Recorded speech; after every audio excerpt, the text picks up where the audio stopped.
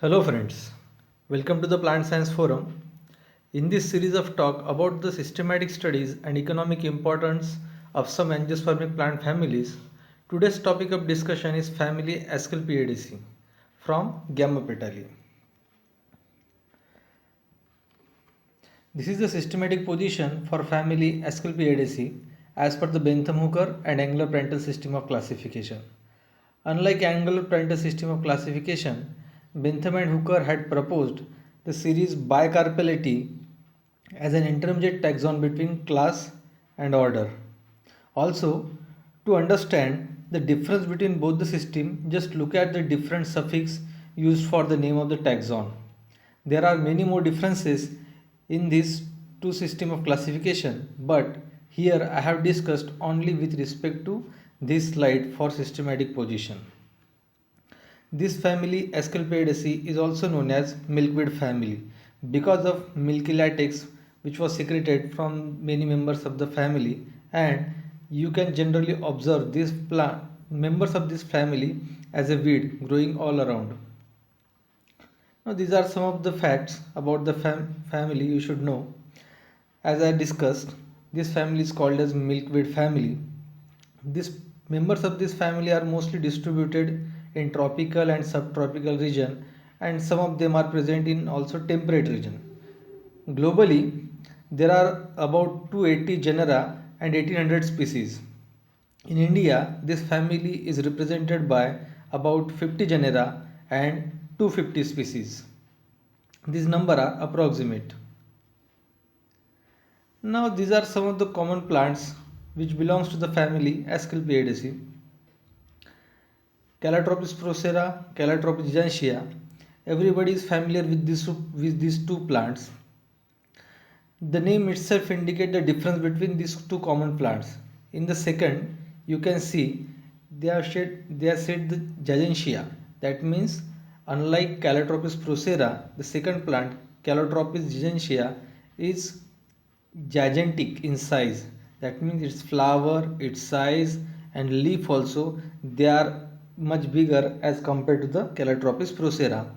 And these are some of the other example: Ceropegia, Cryptostagia, Tylophora and Leptadenia.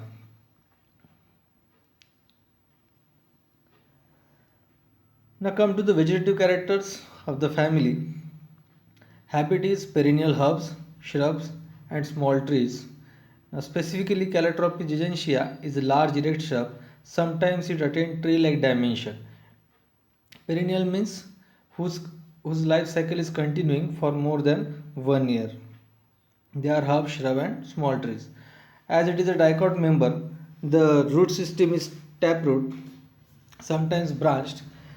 In some members, rhizomatous roots is also observed, and most of the plant shows a mycorrhizal association.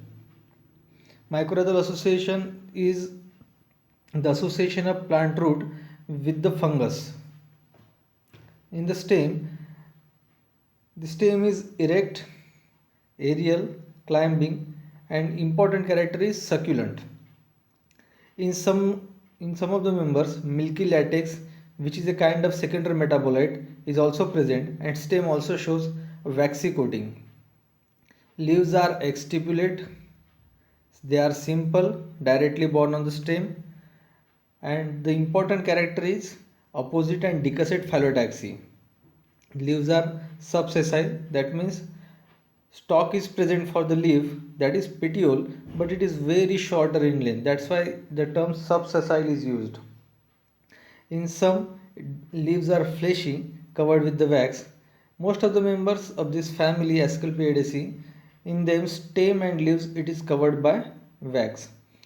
In some, leaves are present and they are reduced to spine or scale-like structure. Now these are common examples from the family Asclepiadaceae for their vegetative characters. Now as we discussed in the earlier slide, different kinds of habit, herb, shrub. Here you can see a different kinds of habits for the family, and the special character as I mentioned in previous slide, they are succulent. As you can see here, They are very much fleshy and succulents. That means they have the capacity to store the water. As you can see, they are fleshy, succulent, and the leaves in this plant they are reduced to scale or spine.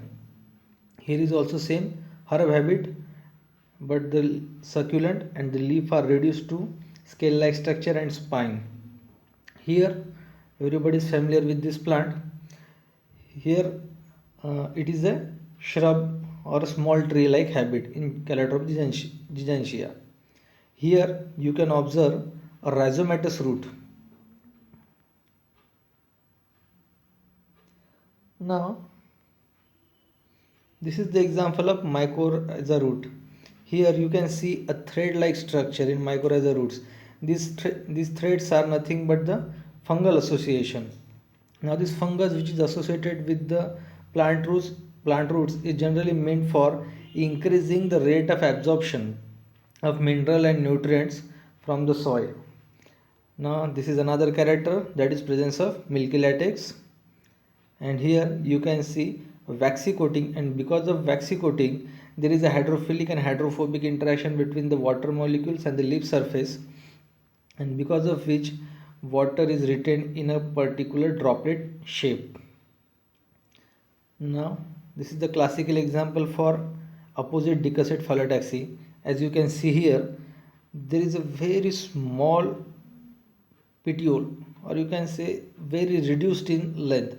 That's why you cannot directly observe a petiole as a structure, and it seems like directly leaves they are born on the stem. That's why the word subsessile is used. Now next is a phyllotaxy, opposite decussate. You can see the leaves at a particular node, and they are in borne on particular node in both the direction, and the leaves which are in above plane or the below plane, again there are two leaves but they are at the right angle to the previous node. Just see the leaves which are born here and the leaves which are born at this node, they are right angle to each other. That's why it is termed as opposite decussate.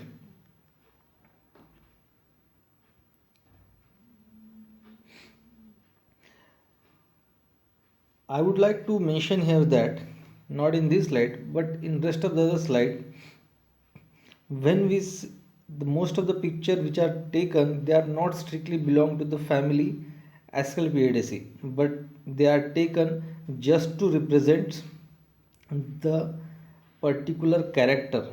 Here rhizomatous root and mycorrhizal association, these two images doesn't belong to the family Asclepiadaceae, but they are taken as a representative for that particular character. Now floral character. Now first is the inflorescence. Inflorescence is mostly cyme, and sometimes they also show the raceme. Now what is raceme? Raceme is a type of inflorescence in which the central axis do not terminate. In them, older flower is at the base and younger flower is at the apex. That's why inflorescence axis is indefinite. Whereas there is a reverse to raceme in case of cyme. In cyme, inflorescence axis is definite. That means there is a terminal flower, and because of which the vertical growth has stopped and there is a growth on its lateral position. As you can see here, this is the oldest flower and these are the young flower. Old flower is at the apex and younger flower they are at below position in the below plane. In Asclepiadaceae, mostly they are cymose type, that means this type. Now there are subtypes to this also. As here you can see a biparous cyme. In this, a first primary axis is terminated because of presence of flower, and to this primary axis there is a secondary axis.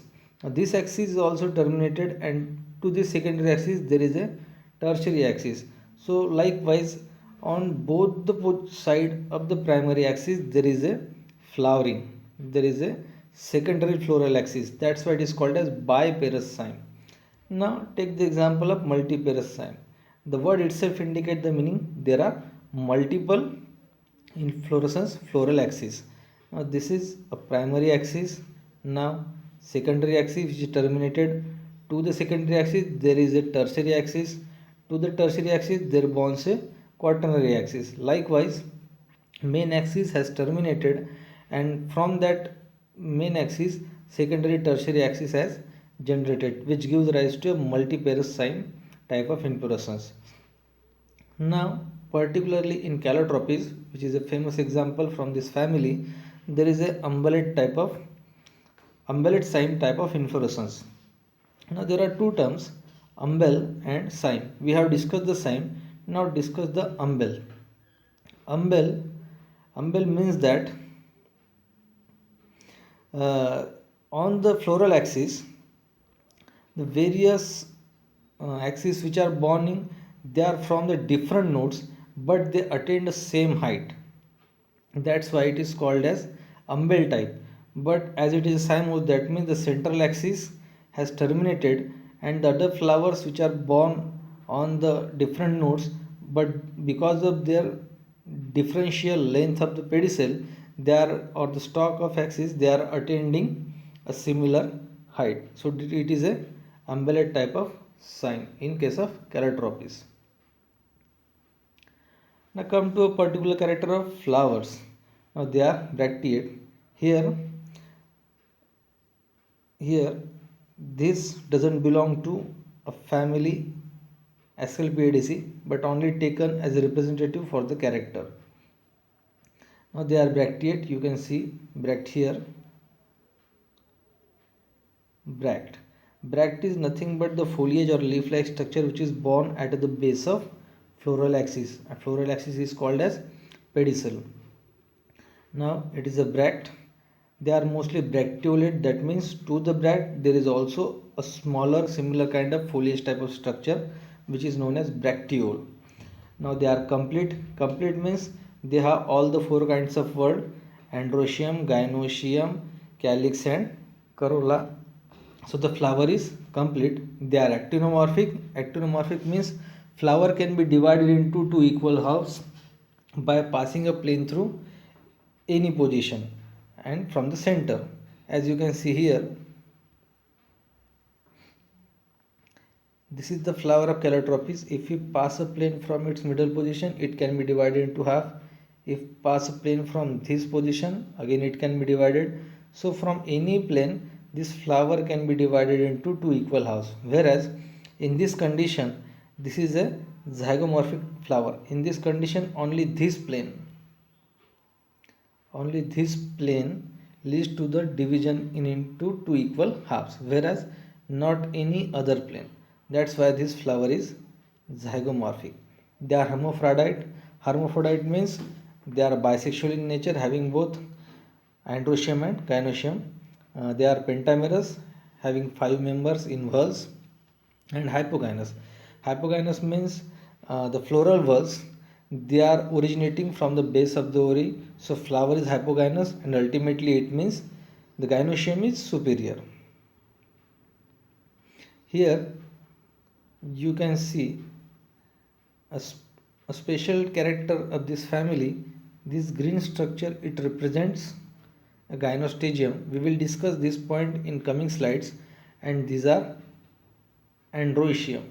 You can see, just see and keep in mind, we are going to discuss this in further slides.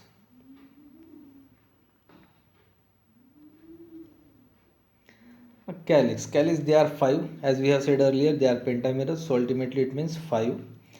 May be free, or sometimes they are united at the base, forming a tube-like structure. Estivation of calyx is imbricate or sometimes valvate. Imbricate means one member is completely inside, one is completely outside, and rest 3 members, they are alternating with each other. In the corolla, there are 5 gamma petalous, that means fused, petals are fused. Estivation is contorted. Contorted is a similar kind of word used for twisted estivation, and they are rarely valvate, that means without overlapping. Family is characterized by presence of corona like structure. Now, corona is a petaloid appendages. Petaloid appendages means outgrowth which is similar to the petals. Petal means a particular character which has a different kinds of color, and it is a corolla type. So they are petaloid appendages. Often they are made up of hair or scale like structure which are inside the corolla. Thus they are also known as corolline corona. Just see here in the last diagram. Here you can see this dot like structure that actually they are hair like projection which are born at the mouth of the corona. This structure, this is born in the mouth of the corolla. That's why they are known as corolline corona.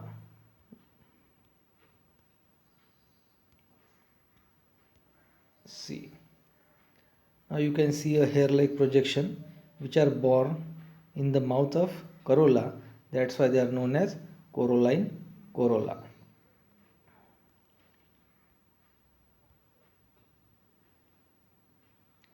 Now see, as we discussed, this is the valved type of establishment, twisted and imbricate. We discussed it already. Now androecium. Androecium is a very specific character to this family. There are 5 epipetalous. Pollens are present in pollinia type of structure. We will discuss this terminology from this slide in the next coming slide with the images. Here, filaments are connate in a short tube. They are born from the tube-like structure, or just like they are a part of this short tube. They are very reduced. Filaments are very reduced. That's why a connate word is used.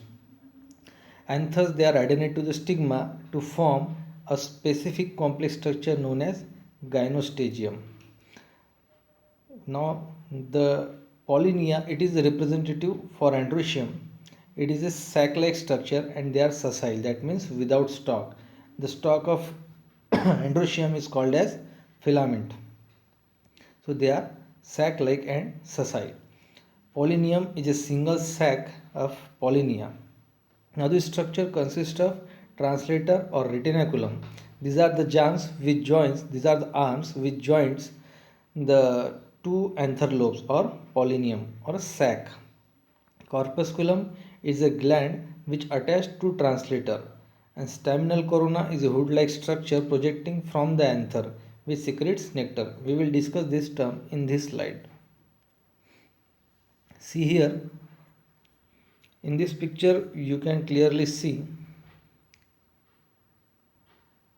we have already discussed this structure. Now again let's see in detail.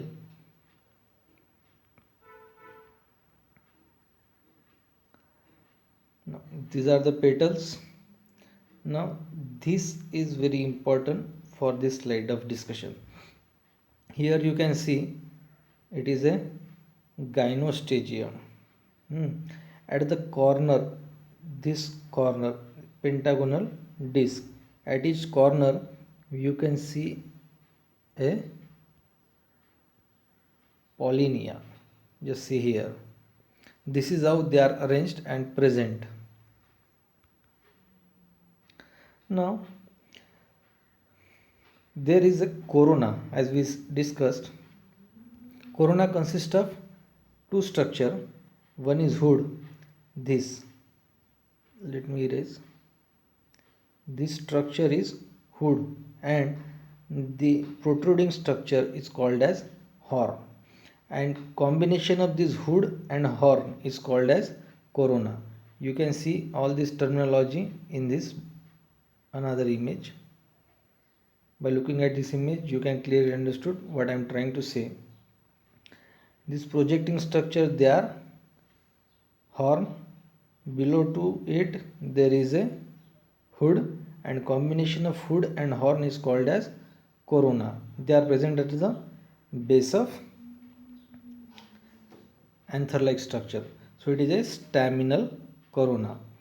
Now this androecium, which is present at the corner of gynostegium, if we zoom and clearly see, then it looks like this. This is the gland structure called as corpusculum, and these are pollinia, a sac-like structure which contains the pollen grain. They are attached to the corpusculum by retinaculum, and the translator along with this corpuscle, this unit is called as translator arm. This is about the androecium in case of Calotropis, which belongs to the family Asclepiadaceae.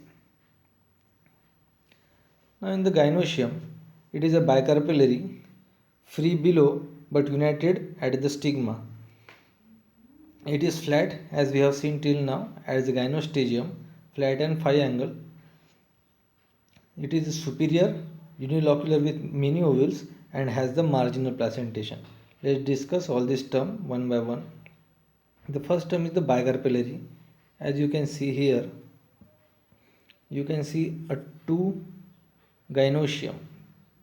In these two gynoecium, in the base they are free, we can clearly see, but at the apex it forms a pentangular disc which is known as gynostegium. Now as these other walls, they are born from the below position of the ovary. The flower is hypogynous and the ovary or gynoecium is superior. This is the cross section for the ovary. Here this one side represents one side of the ovary and this other side represents this other ovary. This is represented by this side and this another section is represented by this side. It is a marginal type of placentation. This is about the gynoecium in the family. Here with the label you can clearly understood the different characters of this family. Now, fruit is a pair of follicle. As it is a bicarpellate structure, presence of two ovary, that's why a pair of follicle as a fruit has developed, and it consists of seed which has a crown of tuft of hairs which is known as coma, which helps in dispersion of the seeds. The pollination is by entomophily by insects or psychophily by butterfly. In this image you can see how butterfly is helping in the pollination.